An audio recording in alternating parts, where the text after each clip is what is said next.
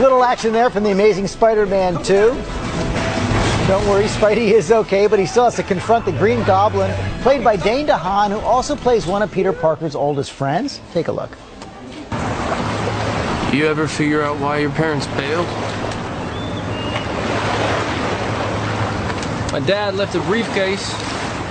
That's all I got, briefcase full of junk. Whatever, I don't know, I try to think about it. How's that working out for you? Perfectly.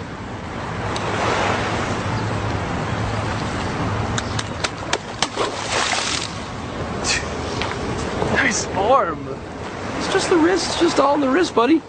And Dane DeHaan joins us now. Thanks for coming in this morning. Yeah, thanks for having me. So this is such a rich part. You play the long-lost friend who becomes the mortal enemy. Yeah, no, it's definitely like, I think it's the biggest arc of a character I'll ever have in a movie, you know, like who I start out in the beginning and what I end up as at the end is so extreme. And there's such a rich history as well to Spider-Man. So when you tackle a classic character like the Green Goblin, how do you go about it? Well, I think it's important to honor the Green Goblin and Harry Osborn as they've always been, because they've existed for 50 years, you know, and to honor who they are in the Spider-Man universe. But then what's exciting is you get to give the world a new Harry Osborn and a new Green Goblin, and find out where they fit into modern day. Were you a big fan when you were a kid?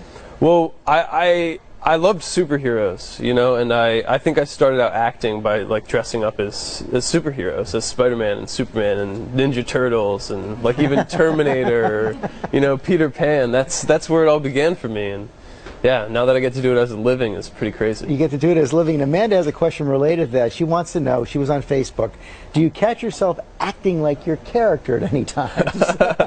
Well, sometimes when we're filming, you know, because we film for like 14 hours a day, so we're literally these characters more than we are ourselves. So sometimes subconsciously I think it creeps into my everyday behavior, but I try really hard to separate my personal life from my professional life. I think that makes a lot of sense, especially when you're playing the Green Goblin. Yeah, definitely.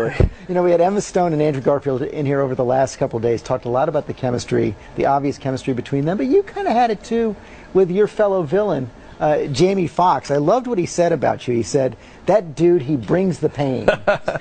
Yeah, no, Jamie's amazing, and he was such a support through this whole process. You know, from my first day of shooting, my first day of filming was probably my biggest scene in the movie, and Jamie Foxx is up in this rig just staring down at me, but he was high pressure. You started your first scene as the biggest one? I know, it was insane. I know, I was so nervous, but yeah, but Jamie, you know, he was like up in this rig and he was just screaming and shouting and rooting me on the whole way through, so he's been a big support. Was it fun to play the bad guy?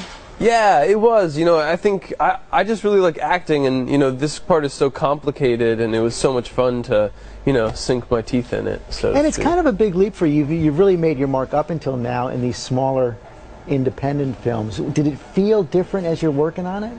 Yeah, well, you know, it's the biggest movie I've made by like at least $150 million. So there's a big, like I've made movies in 24 days before, you know, and this movie we had 6 months. So, you know, there's just, it's a great luxury to make a movie of this size and to have the huge sets and all the time to really take your time and make sure you're exploring every option that you can, you know. Well, you did a great job with it. Thanks a lot for coming in. Oh, The thanks. Amazing Spider-Man 2 opens nationwide on Friday.